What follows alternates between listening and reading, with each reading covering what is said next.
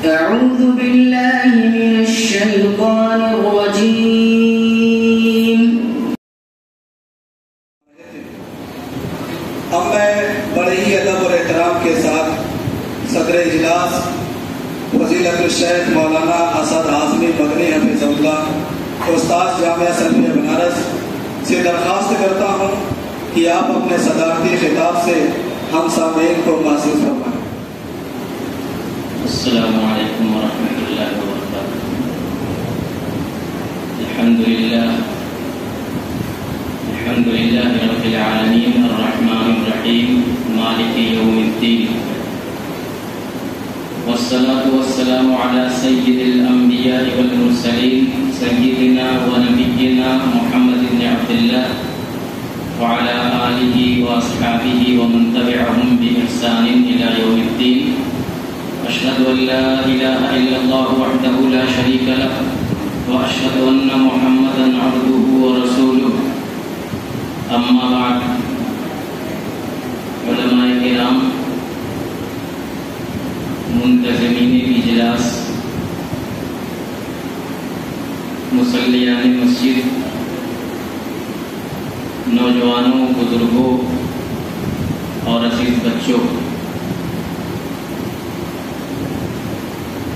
اللہ رب العالمین کا شکر ہے کہ اس نے ہمیں اس بات کی توفیق عطا فرمائی کہ ہم اللہ کے گھروں میں سے ایک گھر میں اس وقت بیٹھے اور ایک نیک مقصد کے لیے بیٹھے ہیں. یہ بڑی مبارک مجلس ہوتی ہے. مسجدیں اللہ کا گھر ہوتی ہیں. آپ جانتے، آپ اللہ کے گھر میں اور اللہ کی مہمانی میں بیٹھے اور سیر و تفریح کے لیے نہیں آئے ہیں، بلکہ دین و دنیا کی بھلائی کی باتیں سننے آئے.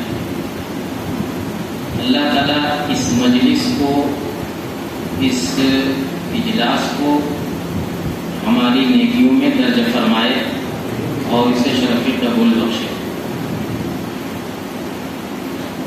میں یہ چاہتا تھا کہ یہ اجلاس جس آرگنائزیشن کی طرف سے ہو رہا ہے اس کے بارے میں بھی کچھ جانوں. اس کا میں سمجھ رہا تھا کہ اس کا تعارف بھی پیش کیا جائے گا، لیکن نہیں سننے میں آیا. بہرحال سب سے پہلی بات جو ہمیں آپ سے کہنی ہے اجلاس کے تعلق سے کہ یہ ایک اچھی کوشش ہے کہ مسجدوں کے اندر اس طرح کے پروگرام رکھے جائیں، اس لیے کہ اس میں نہ کوئی خرچ ہوتا ہے، نہ کام دھام ہوتا ہے، اور مختصر وقت میں لوگوں کے سامنے اچھی باتیں آ جاتی ہیں. البتہ ایک بات یہ ضرور میں عرض کروں گا کہ اگر اس طرح کی مجلس مغرب سے عشاء کے درمیان ہو تو زیادہ بہتر. ایک بات اور عشاء کے بعد بھی اگر ہے تو جس طرح سے آج یہ مجلس عشاء کے بعد فوراً شروع ہوئی ہے اسی طرح سے شروع ہو، لیکن مجلس کے اختتام کا بھی ایک متعین وقت ہونا چاہیے. آپ نے اپنے اشتہار میں صرف یہ لکھ دیا کہ بعد نماز عشاء. ٹھیک ہے، یہ تو شروعات ہو گئی. اچھا، آپ کے یہاں عشاء کی اذان 8:15 بجے اور جگہ 8:30 بجے، تو ان سب چیزوں کا بھی اس اشتہار میں تذکرہ ہونا چاہیے کہ عشاء کی نماز کے بعد مثلا 8:45 بجے سے لے کر کے 11 بجے تک میں سمجھتا ہوں کہ عشاء کے بعد جو بھی جلسہ 11 بجے تک ختم ہو جانا چاہیے. 2 گھنٹہ بہت ہے، 2 گھنٹہ بہت ہے بھائی. صرف سننا نہیں ہے، سمجھنا ہے اور پھر یہاں سے جا کر کے اس پر عمل کرنے کی کوشش کرنی ہے، ورنہ اللہ کے یہاں جواب دے دینا ہے. تو آئندہ اس کا خیال رکھیں، ابتدا بھی اور انتہا بھی مقرر ہونی چاہیے. ان لمیٹڈ یہ کوئی موبائل تھوڑی ہے کہ جو ہے ان لمیٹڈ عشاء کے بعد چلتا رہے 12 بجے 1 بجے تک نہیں. اور یہ کہ مقرر کا وقت بھی متعین ہونا چاہیے کہ فلاں مقرر کو اتنا، فلاں مقرر کو اتنا، فلاں مقرر کو اتنا، بچہ صدر ہی کیوں نہ ہو، سب کے لیے وقت متعین ہونا چاہیے محتم کے دن. تو اس طرح سے اس سلسلے میں اگر چاہیں گے تو ہماری ایک تحریر بھی ہے اصلاحی جلسوں کی اصلاح کی ضرورت، اس کو پڑھ لیجیے گا. یہ مسجد ابوبکر صدیق ہے. میں نے اسی مناسبت سے اور حضرت ابوبکر صدیق رضی اللہ تعالیٰ عنہ جو اول خلیفہ ہیں نبی صلی اللہ علیہ وسلم کے، ان کے تعلق سے میں کچھ کرنا چاہتا ہوں اس صدارتی خطاب کے اندر. اور مناسبت یہ ہے حضرت ابوبکر صدیق، ایک تو مناسبت یہی ہے مسجد کے نام کی، دوسری مناسبت یہ ہے کہ محرم کا مہینہ شروع ہونے والا ہے اور اس مہینے میں آپ جانتے ہیں کہ ایک طبقہ ہمارے ان صحابہ کرام رضوان اللہ علیہم اجمعین کو نشانہ بناتا ہے، اور ان صحابہ کرام میں حضرت ابوبکر اور حضرت عمر رضی اللہ تعالیٰ عنہ سب سے پہلے ان کے نشانے پر ہوتے ہیں. محرم کا مہینہ، اس میں اہل تشیع آپ جانتے ہیں کہ کتنا کیا کیا کرتے ہیں، تو اس میں ان کا ایک خاص نشانہ صحابہ کرام ہے. یہ صحابہ کیا چیز ہے؟ اللہ کے نبی صلی اللہ علیہ وسلم پر جو لوگ ایمان لائے اور ایمان پر ان کی وفات ہوئی، وہی صحابہ کرام ہے. یہ دین ہم تک پہنچا انہی صحابہ کرام کے واسطے سے. صحابہ کرام نے اللہ کے رسول صلی اللہ علیہ وسلم سے قرآن سنا، حفظ کیا، پھر اپنے بچوں کو اور اپنے شاگردوں کو پڑھایا، انہوں نے اپنے بچوں کو اپنے شاگردوں کو پڑھایا، انہوں نے اپنے بچوں کو اپنے شاگردوں کو پڑھایا، اور آج یہ اسلام، یہ قرآن ہم تک پہنچا. صحابہ کرام نے اللہ کے رسول صلی اللہ علیہ وسلم سے حدیثیں سنی، اس کو یاد کیا، ان کو یاد کیا، اپنے بچوں کو سکھایا، یاد کرایا، اپنے شاگردوں کو. اس طرح سے سلسلہ بسلسلہ چلا آ رہا ہے اور یہ دین ہم تک پہنچا. تو اگر صحابہ کرام کو ہی نشانہ بنا دیا جائے، صحابہ کرام کے بارے ہی میں نعوذ باللہ یہ کہہ دیا جائے کہ سارے صحابہ جو ہے یا چند کو چھوڑ کر کے سارے صحابہ نعوذ باللہ مرتد ہو گئے تھے، اسلام سے پھر گئے تھے، تو اس کا لازمی نتیجہ کیا ہوگا کہ قرآن بھی گیا، حدیثیں بھی گئی. اس لیے کہ جب یہی لوگ گڑبڑ نکلے تو انہی کے ذریعے سے تو قرآن اور حدیث ہم تک پہنچے. تو اس طرح سے گویا کہ پورے دین کو مریم کرنا چاہتے ہیں یہ لوگ، لیکن ہم لوگ سمجھتے نہیں. ہم لوگ سمجھتے ہیں کہ بس جس طرح سے حنفی اور حدیث کا فرق ہے ویسے ہی شیعہ سنی کا فرق ہے. ہرگز نہیں، بہت بڑا فرق ہے. آپ نے دیکھ لیا کہ ایمان کا فرق ہے، قرآن کا معاملہ ہے، حدیث کا معاملہ ہے. تو سب سے زیادہ نشانے پر جیسا کہ ہم نے بتلایا حضرت ابوبکر صدیق اور حضرت عمر رضی اللہ تعالیٰ. حضرت ابوبکر صدیق رضی اللہ تعالیٰ عنہ کے بارے میں ایسی ایسی باتیں یہ لوگ کرتے ہیں، بڑی خطرناک بات. ویسے تو سارے صحابہ کو یہ لوگ نشانہ بناتے ہیں، لیکن ان میں سے پھر الگ الگ صحابی کو الگ الگ طور پر نشانہ بناتے ہیں. یہ ابوبکر صدیق رضی اللہ تعالیٰ عنہ کون تھے؟ آپ جانتے ہیں کہ جب اللہ کے نبی صلی اللہ علیہ وسلم نے مکے کے اندر نبوت کا اعلان کیا، جب آپ کو نبی بنایا گیا تو سب سے پہلے کون اسلام لیا؟ عورتوں میں حضرت خدیجہ رضی اللہ تعالیٰ عنہ آپ کی بیوی، مردوں میں حضرت ابوبکر صدیق رضی اللہ تعالیٰ عنہ. وہ کہ سب سے پہلے مردوں میں سب سے پہلے ایمان لانے والے ہیں. اول من آمن برسول اللہ صلی اللہ علیہ وسلم. یہ معمولی اعزاز کی بات ہے، یہ معمولی بڑا فضل ہے کہ سید الاولین والآخرین امام الانبیاء کے اوپر سب سے پہلے پہل ایمان لانے والے کو یہ تو ابوبکر صدیق رضی اللہ عنہ. جب مکے سے اللہ کے رسول صلی اللہ علیہ وسلم ہجرت کرنے والے تھے، آپ جانتے ہیں کہ مکے میں مسلمانوں کو بہت ستایا گیا. 13 سال تک اللہ کے رسول صلی اللہ علیہ وسلم مکے میں وہیں پیدا ہوئے تھے، وہیں آپ کو نبی بنایا گیا. نبی بنانے کے 13 سال بعد تک آپ مکے میں رہے. مکے والے آپ کو اور آپ کے ماننے والوں کو ستاتے رہے، بڑی ایذا دیتے رہے، بڑی تکلیف پہنچاتے رہے. اسی وجہ سے اللہ کی طرف سے اجازت ملی کہ مسلمان ہجرت کر کے دوسری جگہ چلے جائیں. پہلے مسلمان ہجرت کر کے حبشہ گئے، پھر اس کے بعد مسلمان ہجرت کر کے مدینہ آئے. اللہ کے رسول کو اب یہ اجازت نہیں ملی. 13 سال جب گزر گئے تقریباً، تو اللہ کے رسول کو اللہ کی طرف سے اجازت ملی کہ اب آپ بھی مکہ چھوڑ کر کے مدینہ ہجرت کر جائیے. اس سفر میں، یہ مکے سے مدینہ کا سفر آج کی طرح سے ہوائی جہاز سے، ٹرین سے اور بس سے، موٹر سے نہیں ہوتا تھا. پیدل یا گھوڑا یا اونٹ سے بس. اور تقریباً اونٹ سے بھی، سواری سے بھی جائے تو 8 دن لگتا تھا، 450 کلومیٹر. اللہ کے رسول صلی اللہ علیہ وسلم کو جب اجازت ملی تو حضرت ابوبکر کو بلایا، کہا کہ آپ کو ہمارے ساتھ چلنا. کہاں چلنا ہے؟ مدینہ ہجرت کر کے جانا. حضرت ابوبکر رضی اللہ تعالیٰ عنہ جانتے تھے کہ جب سب لوگ ہجرت کر رہے ہیں تو اللہ کے رسول کی ہجرت کریں گے اور ہم کو بھی ہجرت کرنی ہے. تو اس کے لیے پہلے سے انہوں نے تیاری بھی کر رکھی تھی، سواری وغیرہ کی. کہا کہ لبیک میں اللہ کے رسول، آپ کا حکم میں حاضر ہوں. پلان بنا کیسے کیسے نکلنا ہے، کیسے کیسے جانا. تو دیکھیے اللہ کے رسول صلی اللہ علیہ وسلم نے صحابہ کرام کی اس جماعت میں سے کس کو اپنا ساتھی بنایا؟ ابوبکر رضی اللہ عنہ. اور اس کا تذکرہ قرآن کے اندر بھی، إِلَّا تَنْصُرُوهُ فَقَدْ نَصَرَهُ اللَّهُ إِذْ أَخْرَجَهُ الَّذِينَ كَفَرُوا ثَانِيَ اثْنَيْنِ إِذْ هُمَا فِي الْغَارِ إِذْ يَقُولُ لِصَاحِبِهِ لَا تَحْزَنْ إِنَّ اللَّهَ مَعَنَا.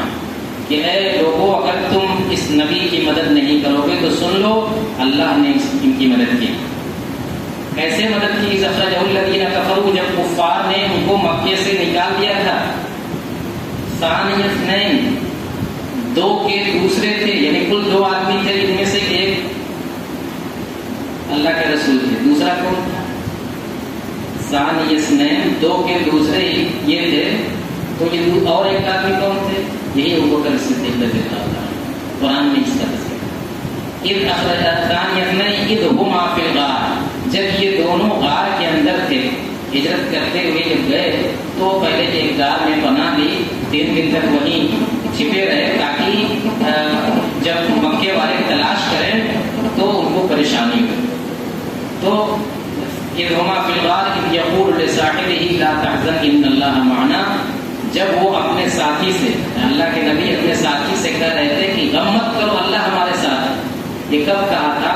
مکے والے تلاش کرتے کرتے اس غار کے دہانے پر، پہاڑ کا جو غار تھا جہاں یہ لوگ چھپے ہوئے تھے، اس غار کے دہانے پر، دروازے پر پہنچ گئے تھے. ابوبکر صدیق رضی اللہ تعالیٰ عنہ دیکھ رہے تھے.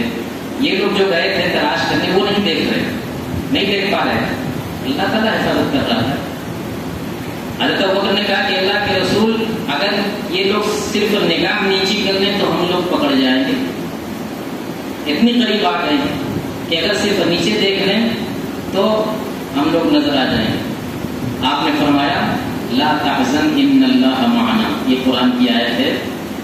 لا تحزن ان اللہ معنا، غم نہ کرو ابوبکر، اللہ ہمارے ساتھ. تو یہ ابوبکر ہے. اور کیا؟ ابوبکر اللہ کے نبی صلی اللہ علیہ وسلم کی زندگی میں آپ کے مصلی پر کھڑے ہو کر کے 17 وقت کی نماز پڑھائی تھی حضرت ابوبکر صدیق رضی اللہ تعالیٰ. کتنے وقت کی؟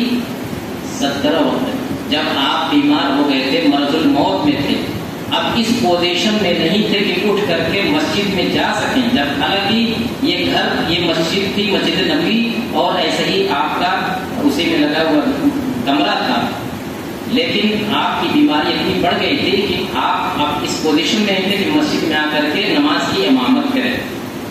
وقت نکلا جا رہا تھا.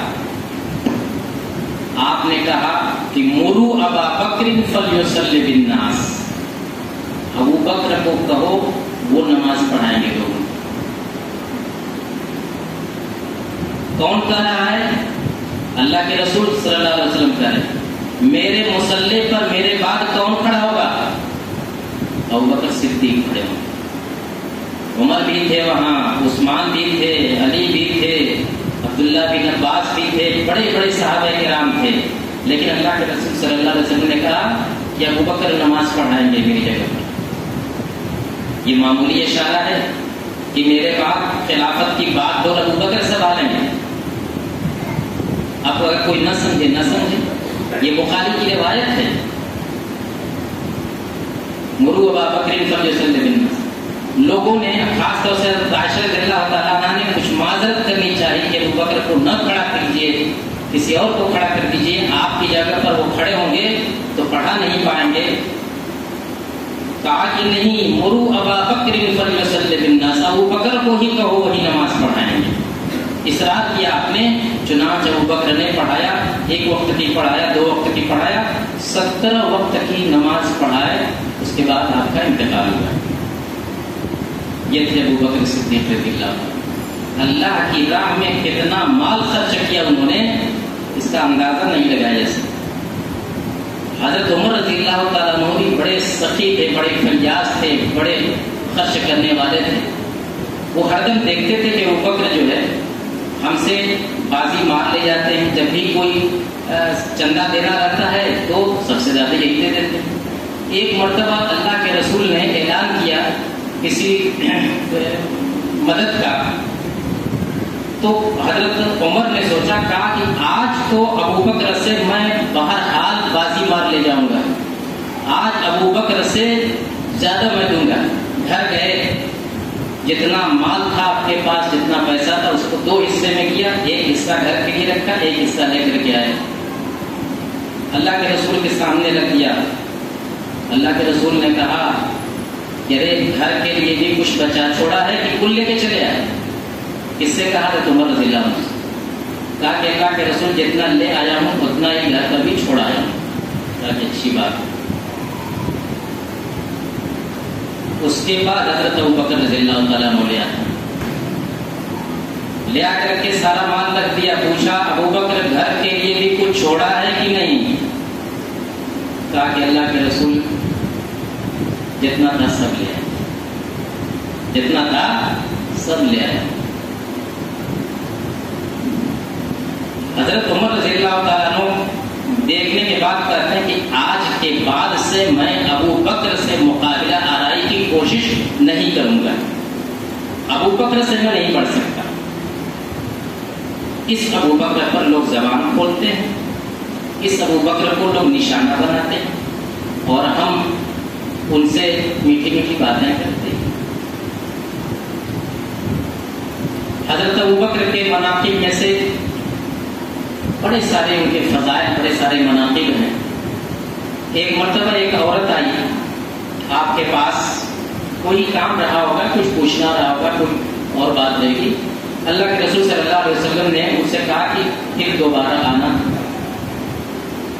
اس عورت نے کہا کہ اللہ کے رسول اگر میں آؤں اور آپ کو نہ پاؤں تب، اگر میں آؤں اور آپ کو نہ پاؤں تب. وہ اس کا اشارہ تھا کہ اگر آپ فوت ہو چکے ہوں اس وقت میں آپ یہاں آؤں تو کیا کروں گی، کس کے پاس جاؤں گی؟ آپ نے فرمایا کہ علم تجدینی، صحیح بخاری کی روایت ہے، علم تجدینی فاتی ابا بکر، اگر تم آؤ اور مجھ کو نہ پاؤ تو حضرت ابو بکر کے پاس جانا، حضرت ابو بکر کے پاس. یہ سب کیا اشارے ہیں؟ یہ لوگ کہتے ہیں کہ نہیں، اللہ کے رسول صلی اللہ علیہ وسلم نے حضرت علی رضی اللہ تعالیٰ عنہ کو وصیت کی تھی کہ میرے بعد آپ خلیفہ ہیں. حالانکہ ایسی کوئی بات ہے نہیں. حضرت علی رضی اللہ تعالیٰ عنہ نے ایسا دعویٰ بھی نہیں کیا کہ مجھ کو اللہ کے رسول، اگر واقعی ان کو وصیت کی ہوتی تو وہ صاف لوگوں کے سامنے کہتے کہ بھائی میں ہی خلیفہ رہوں. لیکن ایسا نہیں ہوا. ان کے بعد اللہ کے رسول صلی اللہ علیہ وسلم کے بعد حضرت ابو بکر خلیفہ بنے، ان کے بعد حضرت عمر رضی اللہ تعالیٰ عنہ خلیفہ بنے، ان کے بعد حضرت عثمان رضی اللہ تعالیٰ عنہ خلیفہ بنے. اس طرح سے 20-25 سال کا عرصہ گزر گیا، لیکن کبھی ایسی بات نہیں سامنے آئی. حضرت ابو بکر رضی اللہ تعالیٰ عنہ کی خصوصیتوں میں سے خصوصیت یہ بھی ہے کہ آپ نے اپنی بیٹی حضرت عائشہ رضی اللہ تعالیٰ عنہ کا نکاح اللہ کے نبی صلی اللہ علیہ وسلم سے کر دیا. گویا آپ نبی صلی اللہ علیہ وسلم کے خسر تھے, نبی صلی اللہ علیہ وسلم کے خسر تھے, اور حضرت عائشہ رضی اللہ تعالیٰ عنہ سے آپ بڑی محبت کرتے تھے. جب آپ کا انتقال ہوا ابو بکر صدیق رضی اللہ تعالیٰ عنہ کا, تو آپ کو کہاں دفن کیا گیا؟ نبی صلی اللہ علیہ وسلم اپنے ہی گھر میں دفن کیے گئے تھے. آپ جانتے ہیں کہ حدیث میں آتا ہے کہ انبیاء کی جہاں وفات ہوتی ہے وہیں ان کو دفن کیا جاتا ہے. حضرت عائشہ رضی اللہ تعالیٰ عنہ کے حجرے میں, ان کے کمرے میں آپ کی وفات ہوئی تھی, اور اسی کمرے میں آپ کو دفن کیا گیا. حضرت ابوبکر کا انتقال ہوا تو نبی صلی اللہ علیہ وسلم کے ٹھیک بازو میں حضرت ابوبکر کو دفن کیا گیا. زندگی میں بھی ساتھ رہا, موت کے بعد بھی ساتھ رہا, رہتے تھے اپنے گھر میں. موت کے بعد سلایا گیا کہاں؟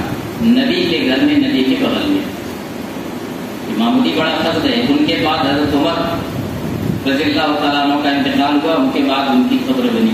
وہی 3 لوگ اس وقت اس کمرے کے اندر ہیں جو اللہ کے رسول صلی اللہ علیہ وسلم کا کمرہ تھا, حضرت عائشہ رضی اللہ تعالیٰ عنہ کا کمرہ تھا. یہ ساری فضیلتیں حضرت ابوبکر صدیق رضی اللہ تعالیٰ کی, بڑی قربانیاں ان کی ہیں اسلام کے لیے, دین کے لیے. اول روز سے انہوں نے دین کی, اسلام کی خدمت کی ہے, اور اول روز آخر تک, زندگی کے آخری لمحے تک آپ نے اپنا سب کچھ دین کے لیے وقف کر دیا. میرے بھائیوں, یہ صحابہ رسول کی بڑی معزز ہستیاں. اللہ رب العالمین نے ان صحابہ کرام کو اس امت کے لیے گویا منتخب کیا تھا, اس رسول کے لیے منتخب کیا تھا کہ یہ لوگ اس نبی کے صحابی بنیں گے, یعنی اس نبی کی زندگی میں ایمان کے سلسلے میں ان کا ساتھ دیں گے. کتنی لڑائیاں لڑیں, شہید ہوئے, اپنے بچوں کو شہید کرایا, کتنی تکلیفیں اٹھائیں, کتنی قربانیاں دیں صحابہ کرام نے. اور آج ایک طبقہ یہ کہے کہ یہ سارے صحابہ کرام اللہ کے رسول صلی اللہ علیہ وسلم کے بعد مرتد ہو گئے. یہ دین سے خارج کرنے والی بات ہے, یہ قرآن کو ملیمیٹ کرنے والی بات ہے, یہ احادیث نبویہ کو ملیمیٹ کرنے والی بات ہے. اگر ہم ان صحابہ کرام کو بیچ سے ہٹا دیں گے تو نہ قرآن باقی رہے گا, نہ حدیثیں باقی رہیں گی. جب نہ قرآن باقی رہے گا, نہ حدیثیں باقی رہیں گی, تو دین کہاں باقی رہے گا؟ تو محرم کے مہینے میں ان صحابہ کرام کو یہ جو 10 دن تک ان کی مجلسیں ہوتی ہیں, تقریریں ہوتی ہیں, رونا دھونا, ماتم کرنا, سینہ پیٹنا, اس میں جو تقریریں ہوتی ہیں, ان تقریروں کا اکثر حصہ انہی صحابہ کرام کو نشانہ بنانے میں صرف ہوتا ہے. صرف صحابہ کرام ہی کو نہیں بلکہ ازواج مطہرات کو, یعنی نبی کریم صلی اللہ علیہ وسلم کی بیویوں تک کو نشانہ بنایا جاتا ہے. حضرت عائشہ رضی اللہ تعالیٰ عنہ جو آپ کی سب سے محبوب بیوی تھی, ان کو نشانہ بنایا جاتا ہے. ان کی برات قرآن کے اندر نازل ہو چکی ہے, ان کے بارے میں ایسی ایسی گھٹیاں باتیں کی جاتی ہیں کہ زبان پر نہیں لے سکتے ہیں. یہ کون سا دین ہے, یہ کون سا ایمان ہے, یہ کون سا عقیدہ ہے؟ ابھی آپ دیکھیں گے یہ تعزیہ کی خرافات شروع ہوگی تو ہمارے بہت سے وہ بھائی جو اپنے آپ کو سنی کہتے ہیں, جو شیعہ نہیں ہیں, رافضی نہیں ہیں, جو اپنے آپ کو اہل سنت میں سے کہتے ہیں, اب وہ چاہے اہل حدیث ہوں, دیوبندی ہوں, بریلوی ہوں, تینوں کے تینوں, ایک بڑی تعداد ان اہل سنت کی, ان سنیوں کی ان کے ساتھ جاتی ہے. تعزیہ کے تمام خرافات میں شریک ہوتی ہے, جلوسوں میں شریک ہوتی ہے, تعزیہ کی پرستش میں شریک ہوتی ہے, اور جو کچھ یہ سب ان دنوں میں کرتے ہیں ان کے ساتھ ساتھ ان کے قدم سے قدم ملا کر کے بہت سے لوگ چلتے ہیں. کیا ان کو نہیں معلوم کہ ان کا دین الگ ہے, ہمارا دین الگ ہے؟ بھائی آپ اپنا تہوار منائیے, آپ اپنے دین اپنے عقیدے کے مطابق جو کرنا ہے کیجیے، لیکن ہم کو کیوں کھینچ رہے اس میں؟ یا ہم جو کہ ہمارا دین الگ ہے، جس قرآن پر ہم ایمان رکھتے ہیں اس قرآن پر آپ کا ایمان نہیں، جن صحابہ کرام کو ہم مانتے ہیں ان صحابہ کرام کو آپ نہیں مانتے، جن حدیثوں کو ہم مانتے ہیں ان حدیثوں کو آپ نہیں مانتے، آپ کا دین الگ ہے ہمارا دین الگ ہے۔ تو پھر جا کر کے ان کے جلوسوں میں اور ان کے یہ سب خرافات میں ہم کیوں شریک ہوتے؟ چاہے جو بھی شریک ہوتا، میں کسی کا نام نہیں لیتا، لیکن آپ اگر یہاں تو اللہ کا شکر ہے کہ وہ جو نام نہاد اپنے آپ کو اہل سنت خاص طور سے کہتے ہیں، انہی کی تعداد ان کے ساتھ زیادہ ہوتی ہے۔ دوسرے شہروں میں چلے جائیے، بڑے بڑے شہروں میں، لکھنؤ ہے، بنارس ہے، الہ آباد، دلی وغیرہ، تو دیکھیں گے کہ جو روافظ ہیں، اہل تشیع ہیں، ان کی تعداد تو کم ہے، لیکن یہ لوگ جا کر کے اس طرح سے تعداد بڑھاتے ہیں کہ ان کا سینہ فخر سے پھول جاتا ہے۔ انہی مجلسوں میں حضرت ابوبکر کو گالی دی جاتی ہے، انہی مجلسوں میں حضرت عائشہ رضی اللہ تعالیٰ عنہ کو برا بھلا کہا جاتا ہے، انہی مجلسوں میں حضرت عمر رضی اللہ تعالیٰ عنہ کو، حضرت عثمان رضی اللہ تعالیٰ عنہ کو اور بہت سارے صحابہ کرام کو برا بھلا کہا جاتا ہے، اور ہمارے بھائی اس میں جا کر کے شریک ہوتے ہیں، ان کی تعداد میں اضافے کا سبب بنتے ہیں۔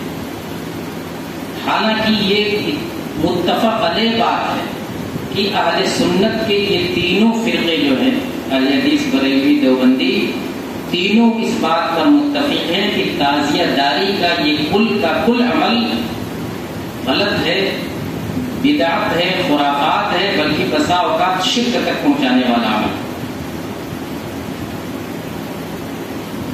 آپ پڑھ لیجئے مولانا احمد رضا خان بریلوی،